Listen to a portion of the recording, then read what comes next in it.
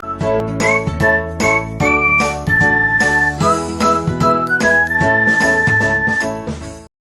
Everyone, स्वागत है आप सभी लोगों का एक बार फिर से। और कल जैसे हमने मनी एंड बैंकिंग में ये समझा था कि बैंक जो है वो कौन कौन से होते हैं और उनके प्रोविजंस क्या होते हैं, आरबीआई जो है और बैंक का आपस में क्या रिलेशन है, अलग अलग टाइप्स को समझा था हमने। पेमेंट बैंक क्या होते हैं, ठीक है। उसके बाद हमने ये सब चीज़ों को देखा था, कमर्शियल बैंक क्या होते हैं, इन सब चीज़ों को। अब अगला जो कॉन्सेप्ट आता है वो किस चीज़ के बारे में है, आज हम बेसिकली सीखेंगे कि एनपीए क्या होता है। ठीक है, एनपीए क्या होता है, नॉन परफॉर्मिंग एसेट्स के बारे में जानेंगे। और हम ये भी जानेंगे कि बेसल नॉर्म्स जो है वो क्या है। Clear on this. कल वाला जो हमारा लेक्चर होगा वो कैपिटल एडिक्वेसी रेशियो के ऊपर होगा, सारफेसी एक्ट के ऊपर होगा, और एनपीए की प्रॉब्लम को कैसे सॉल्व किया जा सकता है इसके ऊपर होगा। प्लस एक आपने कॉन्सेप्ट सुना होगा बैड बैंक्स, इसके बारे में भी हम लोग कल सीखेंगे। आज की क्लास में आपको क्लियर हो गया होगा कि क्या करवाने जा रहे हैं हम, एनपीए और बेसल नॉर्म्स के बारे में। बेसल नॉर्म्स में तीनों को देख लेंगे, 1, 2 एंड 3। Clear on this. चलिए चलिए आज की क्लास शुरू करते हैं ज्यादा समय ना लेते हुए। बेसल नॉर्म्स और एनपीए जो है वो क्या होता है, पहले समझते हैं एनपीए क्या होता है। एनपीए क्या होता है, इसको एक सिंपल कहानी के रूप में आप लोगों को मैं समझाता हूँ। ठीक है, अब एक सिंपल सी चीज देखिए, आपने मान लो किसी को जो है वो पैसा उधार पे दिया। अब जो वो पैसा आपने उधार पे दिया उसको बोलते हैं प्रिंसिपल। Clear on this. अब उसके ऊपर जो है वो व्यक्ति जो है एक ब्याज भी अदा करता है, जिसको हम इंटरेस्ट बोलते हैं। ठीक है, तो दो चीजें हो गई, एक हो गया प्रिंसिपल और एक हो गया इंटरेस्ट। अब जब ये दोनों चीजें जो है वो उस व्यक्ति के द्वारा पे नहीं की जाती और वो इसको पे नहीं कर सकता, जिसके चलते हमने जो उसको पैसा दे रखा है वो बिल्कुल खत्म हो जाता है, इस चीज को बोलते हैं एनपीए। सिंपल साधारण शब्दों में जो है वो आपको क्लियर हो गया होगा कि एनपीए क्या होता है। इसकी डेफिनेशन एक बार ध्यान से देख लेते हैं। नॉन परफॉर्मिंग एसेट्स एक्चुअल में क्या होते हैं। नॉन परफॉर्मिंग एसेट्स क्या होते हैं, when an asset no longer generate income. जब कोई भी एसेट जो है वो इनकम जनरेशन नहीं करता तो उसको क्या बोलते हैं, non performing assets. Clear on this. अब नेक्स्ट, अब उसके बाद ये है कि जो बेसिक डेफिनेशन है वो क्या है, a non performing asset was defined as a credit for which ना तो हमारे पास क्या आ रहा है, इंटरेस्ट आ रहा है, और उसके लिए हमारे पास क्या नहीं आ रहा, प्रिंसिपल अमाउंट भी जो है वो नहीं आ रही। Clear on this. अब एनपीए जो है वो आपको क्लियर हो गया होगा साधारण शब्दों में कि एनपीए होता क्या है। अब ये समझते हैं कि सर कई बार बच्चों को इस चीज के बारे में प्रॉब्लम आती है कि एनपीए में एक सब स्टैंडर्ड एसेट्स होते हैं, डाउटफुल एसेट होते हैं, लॉस एसेट होते हैं। ठीक है, तो उनमें जो है वो क्या डिफरेंस होता है, इसको ध्यान से समझिए इस डायग्राम को, तो आपको ये चीज भी क्लियर जो है वो हो जाएगी। ठीक है, एनपीए जो है इसको समझने के लिए सबसे पहले एक डायग्राम हम बनाते हैं, उसके बाद इसको इजीली हम समझ पाएंगे। मान लो किसी व्यक्ति ने लोन लिया। अब वो लोन जो है वो दो कंडीशंस हो सकती हैं। पहली कंडीशन ये हो सकती है कि वो लोन जो है वो रेगुलर पे हो रहा है। दूसरी ये हो सकती है कि वो एनपीए में क्रिएट हो चुका है। Clear on this. पहली क्या है कि वो रेगुलरली पे हो रहा है। अब उसमें जो है सिचुएशंस देखिए कैसे रखनी है। यहां पे मान के चलिए 90 डेज से लेस देन 90 डेज, और यहां पे मान के चलिए more than 90 days. Clear on this. और ये वो लाइन है जो किसकी है, 90 डेज की लाइन है। अब इसको ध्यान से समझिए, इसमें बेसिकली होता क्या है। अगर तो आपने लोन जो है वो रेगुलरली पे कर दिया तो वो ठीक है। मान लो आपने जो है वो लोन रेगुलरली नहीं पे किया। ठीक है, अब उसकी तीन सिचुएशंस बन जाती हैं। ठीक है, SMA 0, SMA 1 और SMA 2। Clear on this. और तीन सिचुएशन जो है वो यहाँ पे बनती है। पहली होती है सब स्टैंडर्ड। ओके, ठीक है, यहां तक क्लियर है आप सब लोगों को।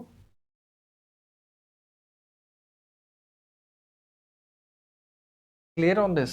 अब इसको एक बार अच्छे से लिख देते हैं कि ये क्या है। एक्चुअल में इसको क्या बोलते हैं, सब standard acid. Clear on this. इसको बोलेंगे डाउटफुल एसिड और इसको बोलेंगे लॉस या लॉस एसिड।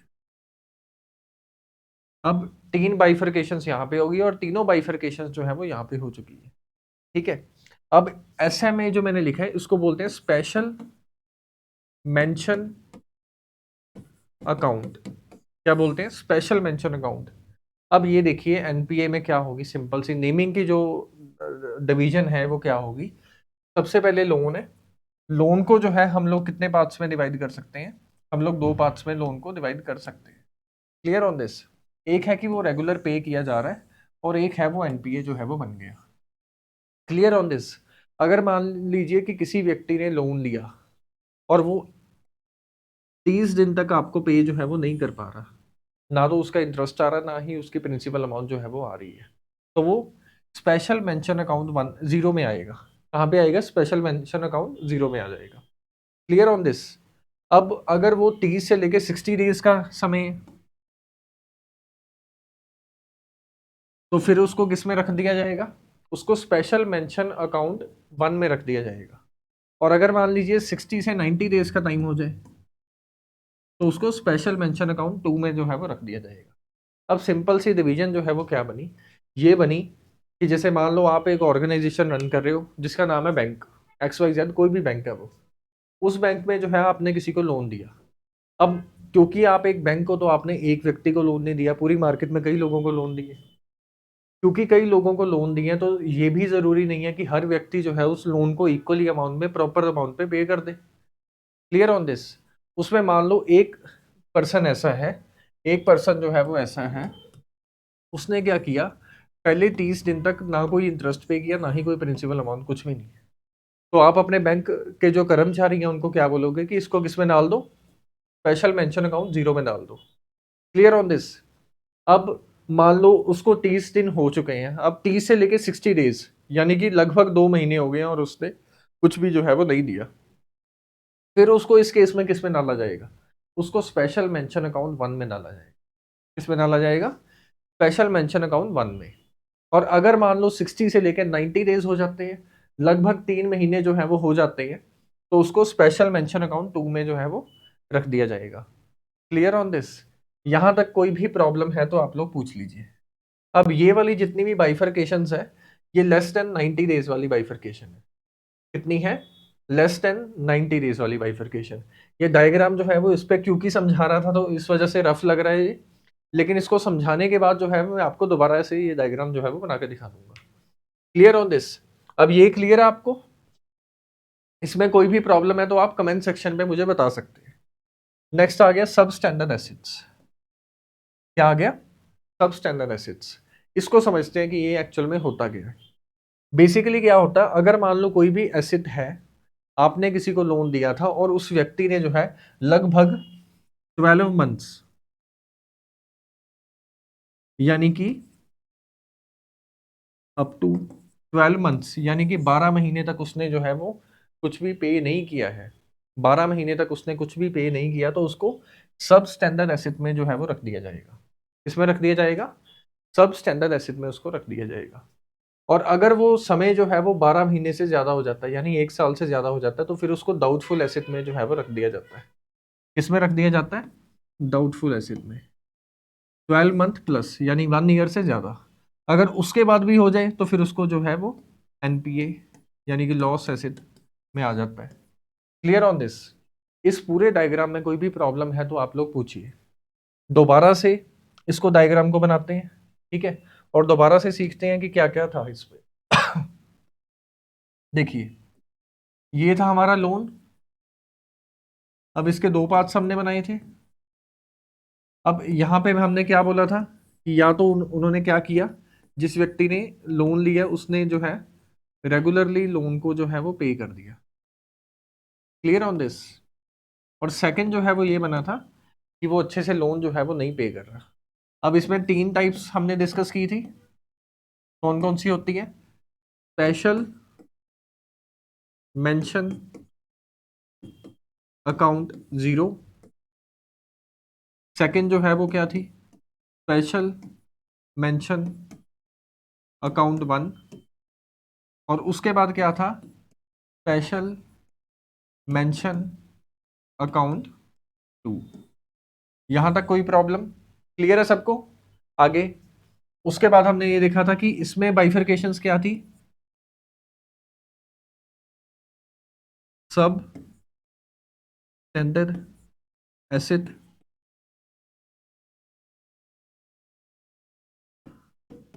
डाउटफुल एसिड, और लास्ट वाला क्या था, लॉस्ट एसिड। तो हमारे पास ये बाइफरकेशंस जो है वो थी। अब इसको ध्यान से समझने के लिए जो है अलग पेन से लिख देते हैं और ये देखते हैं कि इसमें अलग अलग चीजें जो है वो क्या थी। इसमें जो समय है वो कितना था, 1 से 30 डेज का। Clear on this? इसका जो समय है वो कितना था, 30 से 60 डेज का। और इसका जो समय है वो कितना बताया गया था, 60 से 90 डेज का। और ये जो लाइन है ये कौन सी है, 90 डेज की लाइन है। इसके पीछे वाले जो है वो इसमें आएंगे, स्पेशल मेंशन अकाउंट। अब स्पेशल मेंशन अकाउंट जो है वो आपको पूरा क्लियर हो गया होगा कि इसमें जो है वो कौन कौन सी चीजें जो है वो आएंगी। Clear on this? Next next अगर देखें हम लोग तो पहला वाला कौन सा लिखा गया है, पहला वाला कौन सा लिखा गया, सब सब स्टैंडर्ड एसिड्स। कौन सा, सब स्टैंडर्ड एसिड्स। अब इस केस में क्या होगा इसको देखते हैं। इस केस में अप टू 12 मंथ्स जो है इसको रखा गया समय को। अगर मान लो 12 महीने तक जो है वो कोई व्यक्ति ईएमआई वगैरह पे नहीं करता तो उसको सब स्टैंडर्ड एसिड में जो है वो रख दिया जाएगा। और अगर 12 मंथ से ऊपर चला जाए तो वो किस में आ जाएगा, डाउटफुल एसिड में आ जाएगा।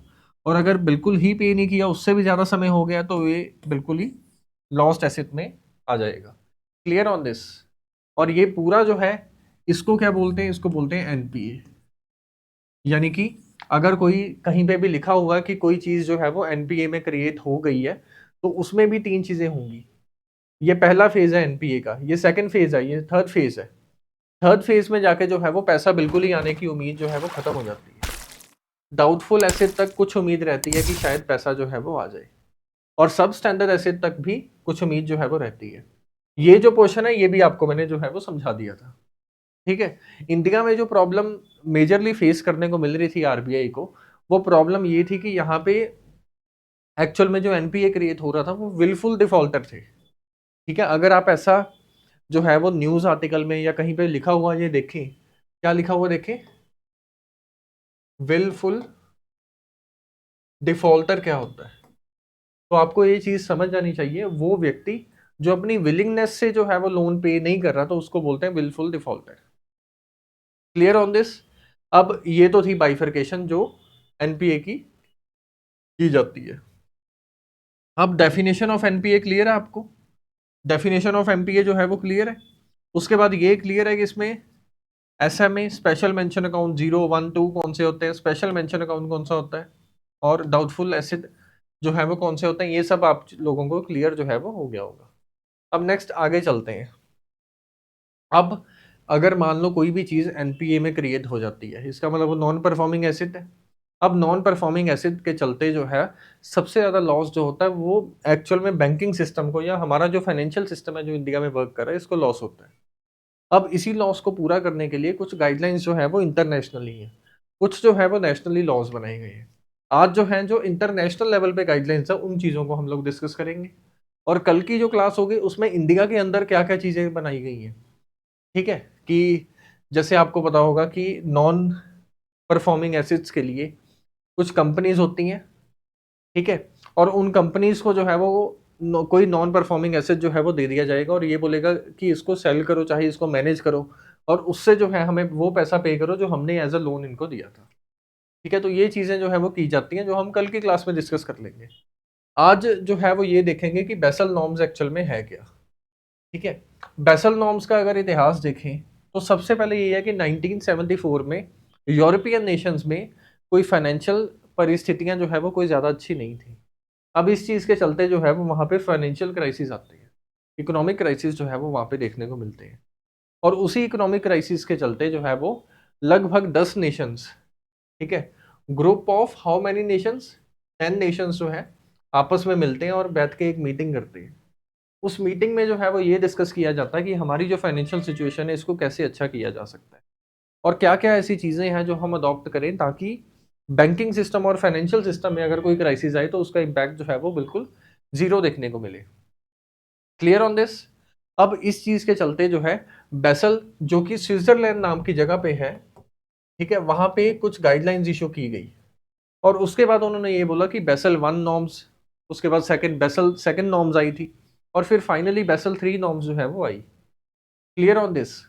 आगे चल के बाकी देश भी उस बेसल नॉर्म्स को फॉलो जो है वो करते रहे, इसका फायदा देख के कि इसकी एप्लीकेशन जो है वो क्या है, जिन नेशंस ने इसको जो है वो अप्लाई किया है अपने नेशंस में, ठीक है, उनको क्या क्या फायदे मिले, तो इसके अकॉर्डिंगली चलते बेसल नॉर्म्स की जो क्या बोलेंगे उसको कि एक्सपेंशन है नंबर ऑफ कंट्रीज की जो बेसल नॉर्म्स को फॉलो करती हैं वो कंटिन्यूसली इंक्रीज होती गई।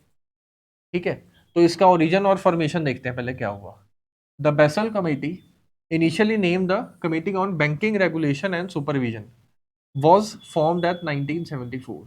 कब फॉर्मेशन हुई थी? 1974 में इसकी फॉर्मेशन जो है वो हुई थी।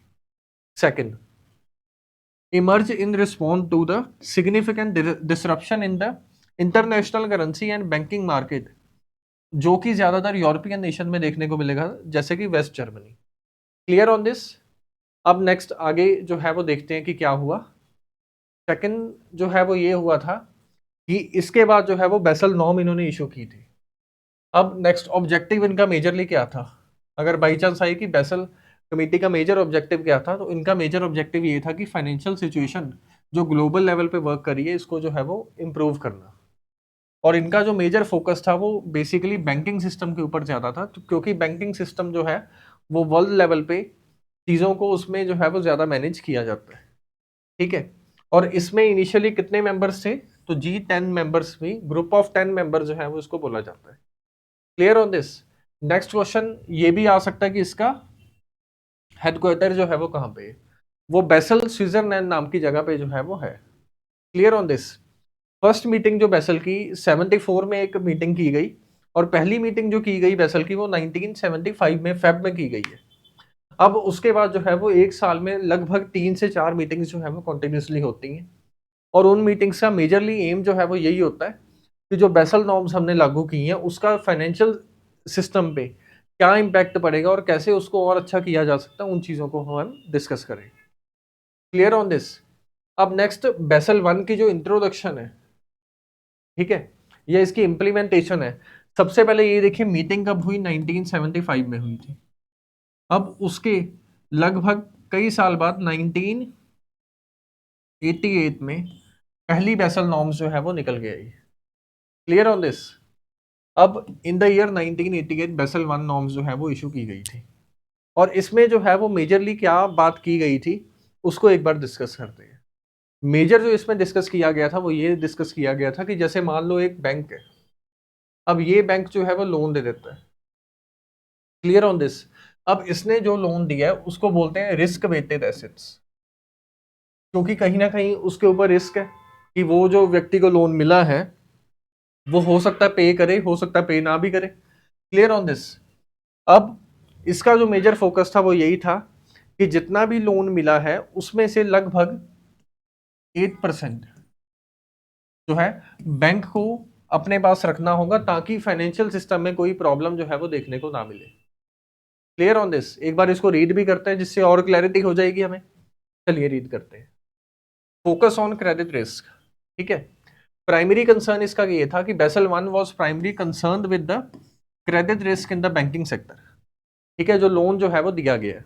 अब next capital and risk weighted structure, इसमें जो है वो क्या बोला गया था? इसने ये फ्रेमवर्क इस्टेब्लिश किया गया था और उस फ्रेमवर्क के तहत रिस्क वेटेड एसेट्स का 8%, यानी कि जितने भी लोन्स पे किए गए हैं उसमें से कम इन्होंने यहाँ पे मिनिमम कैपिटल यूज किया है। कम से कम 8% की जो रिक्वायरमेंट है वो बैंक के द्वारा मैच कर देनी चाहिए। ठीक है, एग्जाम्पल के तौर पे आपको एक सिंपल एग्जाम्पल देके समझाता हूँ। जैसे मान लो आपने जो है ₹1 लाख का लोन जो है वो लोगों को दिया। अब उसका जो 8% होगा, यानी कि उसका जो कितनी अमाउंट होगी, 8,000 होगी, तो वो बैंक के पास मिनिमम कैपिटल रिक्वायरमेंट जो है वो होनी चाहिए। कितने की रिक्वायरमेंट होनी चाहिए? मिनिमम 8% की। अब ये जो रिक्वायरमेंट है ये सिर्फ एक चीज को देखते हुए निकाली गई थी, विच इज जस्ट कैपिटल, जो लोन दिया गया है। Clear on this? तो आपको बेसल वन में क्या बोला गया था, ये समझ आ गया?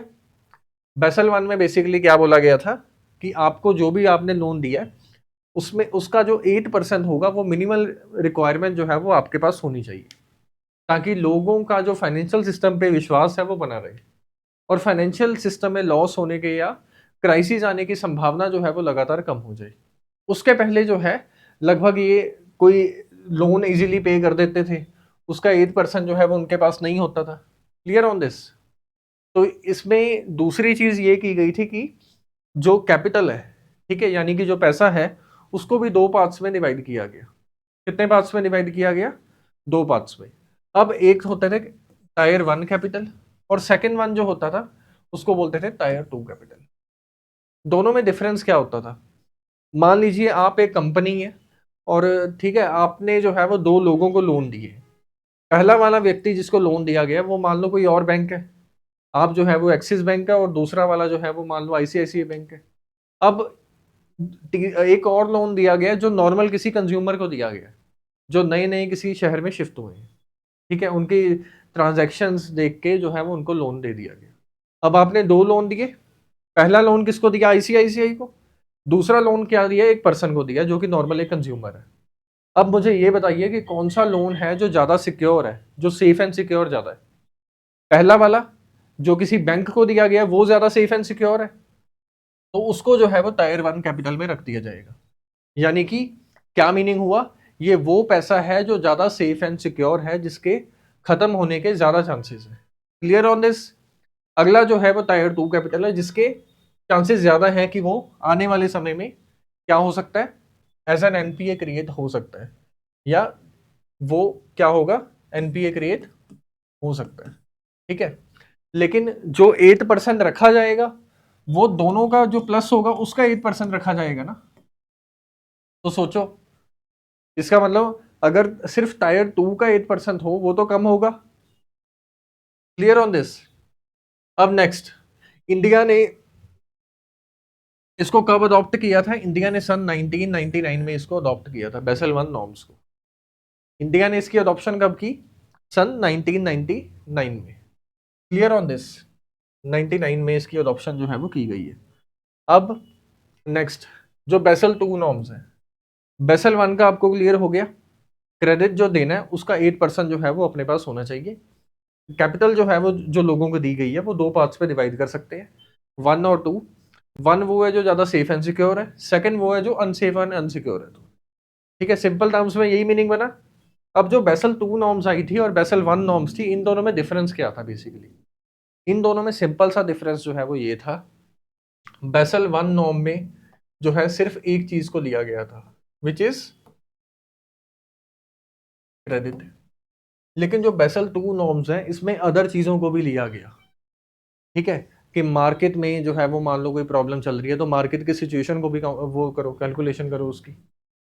यानी कि जो पैसा अपने पास सेफ एंड सिक्योर रखना है हमने, उसमें सिर्फ एक चीज को काउंट नहीं करना जो हमने लोन दे रखा है, उसमें अदर चीजों को भी काउंट करो कि मार्केट में सिचुएशन क्या है। फाइनेंशियल सिचुएशन जो है वो मार्केट में कोई ज़्यादा अच्छी नहीं चल रही, उसको कैलकुलेट करो। रिस्क कितना है मार्केट में, इन चीज़ों को। तो लगभग तीन चीज़ें थी जो बेसिकली बेसल टू नॉर्म्स में जो है वो डिस्कस की गई थी। और बेसल टू नॉर्म जो है वो कब आई थी? 2004 में आई थी। पहली नॉर्म्स कब आई थी? 1988 में आई थी। इंडिया ने कब अडॉप्ट किया था? 1999 में इसको इंडिया ने अडॉप्ट किया था। Clear on this? अब आइए जानते हैं बेसल टू नॉर्म्स के बारे में। Basal to guidelines publish by the basal committee on banking supervision in the June 2004। Clear on this? और ये ज्यादा अच्छा वर्जन था किसका? बेसल वन नॉर्म्स का। अब देखते हैं कि इसमें जो मेजर पिलर्स जिसको बोला जाता है वो कौन कौन से पिलर्स हैं। पहला जो पिलर है उसको क्या बोला गया? Capital adequacy requirement. दूसरा जो है वो सुपरवाइजरी रिव्यू, और तीसरा जो है वो मार्केट डिसिप्लिन जो है वो इन चीजों को लिया गया। ठीक है, अब एक एक करके जानते हैं कि तीनों चीजों में क्या था। पहली चीज, पहला क्या था, कैपिटल एडिक्वेसी रिक्वायरमेंट, इसको जो है वो सेम रखा गया। ठीक है, बैंक्स को जो है वो मेंटेन करना होगा minimum capital adequacy requirement which is 8% of the risk assets. जो रिस्क एसेट्स हैं उसका जो 8% है उसको बैंक को मेंटेन करना होगा। पहली कंडीशन ये है बेसल 2 नॉर्म्स में, लेकिन बेसल 1 में सिर्फ पहली कंडीशन ही थी। सेकंड कंडीशन क्या है, सेकंड ये है कि सुपरवाइजरी रिव्यू जो है वो होना चाहिए, ताकि रिस्क मैनेजमेंट की जो टेक्निक्स हैं उनको जो है वो काउंटर किया जा सके। ठीक है, हमें ये चेक करना होगा कि क्रेडिट रिस्क कितना है मार्केट में, मार्केट रिस्क कितना है, प्लस ऑपरेशनल रिस्क जो है वो कोई भी कंपनी के द्वारा, बैंक के द्वारा जो लिया जा रहा है वो कितना है, उसको भी कंसीडरेशन उसकी करनी होगी। Clear on this. तीसरी चीज इसमें ये आती है कि मार्केट जो है वो डिसिप्लिन हमें मेंटेन करना होगा, यानी कि रेगुलेशन जो सेंट्रल बैंक है उसको जो है अपना डिस्क्लोज करना होगा कि हमारी क्या लोन्स जो है वो हमने दे रखे हैं, कितने लोन्स वापस आ रहे हैं, और क्या फाइनेंशियल सिचुएशन है जो हमारे बैंक की चल रही है, उनको डिस्क्लोज जो है वो करना होगा। इसको डिस्क्लोज करने का मेजर एम जो है वो ये था कि आरबीआई जो है या सेंट्रल अथॉरिटी जो है उसके पास इतनी पावर हो कि आने वाले समय में अगर मान लो कोई चीज एनपीए में चेंज हो रही है या फिर वो जो एसेट है हमारा लॉस होने जा रहा है, तो उसके लिए सही कदम जो है वो उठाए जाए। Clear on this. तो बेसल 2 नॉर्म्स में जो तीनों चीजें हैं ये समझ आ गई आपको। वो तीनों चीजें कौन कौन सी हैं, वो तीनों चीजें हैं कैपिटल एडिक्वेसी रिक्वायरमेंट, सेकंड है सुपरविजनरी रिव्यू, और तीसरा क्या है market discipline. Clear on this. अब नेक्स्ट उसके बाद जो नेक्स्ट बेसल नॉर्म्स आती हैं उसको बोलते हैं बेसल 3 नॉर्म्स। कौन सी नॉर्म्स, बेसल 3 नॉर्म्स, जो पब्लिश की गई थी सन 2010 में। क्लियर ऑन दिस, सन 2010 में, और इसका रीजन ये था ग्लोबल फाइनेंशियल क्राइसिस जो सन 2008 में आए थे। अब इस क्राइसिस के चलते जो है वो बेसल 3 नॉर्म्स को इंप्लीमेंट किया गया 2010 में। ठीक है, ये इंटरनेशनल लेवल पे किया गया, ये मैंने नहीं बोला कि इंडिया ने ये इंप्लीमेंट किया, पब्लिश किया गया इंटरनेशनली इस चीज को। ठीक है, इसने जो हमारा बैंकिंग सिस्टम है उसको और स्ट्रेंथन करने की पावर जो है वो दी, और इसके बारे में और चीजें जो है वो बोली है। अभी तक हमने क्या क्या देखा, बेसल 1 नॉर्म्स का क्लियर है, उसमें सिर्फ क्रेडिट को लिया गया कि उसकी रिक्वायरमेंट जो है वो 8% होनी चाहिए। बेसल 2 में क्या आ गया, तीन चीजें उन्होंने ले ली, सुपरविजन रोल दिया उन्होंने, मार्केट का कंट्रोल दिया, और ये बोला कि 8% है जो रिस्क वेटेड एसेट्स का है वो रखना होगा एज अ रिजर्व। अब नेक्स्ट आ गया बेसल 3। बेसल 3 में देखते हैं कि क्या क्या चीजें कैलकुलेट की गई हैं। ओके, सो बेसल 3 में बेसिकली क्या किया गया था इसको समझते हैं। बेसल 3 में ये बोला गया था कि जो कैपिटल रिक्वायरमेंट है वो अप्रोक्सीमेटली 10.5% की होनी चाहिए। इससे पहले कितनी हुआ करती थी, 8% की, लेकिन इसको अब इतना कर दिया। और इसमें से भी जो 2.5% है, कितना है, 2.5% है, ये एक तरीके से बफर कैपिटल जो है वो हमारे पास होना चाहिए, यानी कि 8% का तो हमारे पास है ही है, प्लस 2.5% का हमारे पास एक बफर कैपिटल है जिसको हम तब यूज करेंगे जब वो पूरा यूटिलाइज हो जाएगा। यानी कि एक लेवल और लगा दिया जिसके चलते जो है वो फाइनेंशियल सिस्टम में और ज्यादा सेफ्टी जो है वो आ पाए। लेकिन आरबीआई ने इस वैल्यू को 10.5% पे नहीं रखा है। आरबीआई जो है वो 11.5% पे इंडिया को इसको मानता है, यानी कि जो टायर 1 का है आरबीआई में 7% के आसपास है, टायर 2 का जो है वो 2% का है, और जो कैपिटल बफर स्टॉक रखा गया है वो 2.5% का रखा गया है, जिसके चलते 11.5 है ये इंडिया। ठीक है, तो होप सो आपको क्लियर हुआ होगा कि बेसल 1 नॉर्म्स, बेसल 2 और बेसल 3 में जो है वो क्या क्या चीज़ें हैं। अगर आपको कुछ भी चीज़ नहीं समझ आई है तो हमारे कमेंट सेक्शन में बताइए। ठीक है, तो उन चीज़ों को हम इम्प्रूव करने की कोशिश करेंगे, या फिर अगर इसमें कोई प्रॉब्लम है तो इनको दोबारा से मैं एक्सप्लेन कर दूंगा अगर इसमें कोई प्रॉब्लम आपको समझने में आ रही है। ठीक है, तो चलिए, थैंक यू।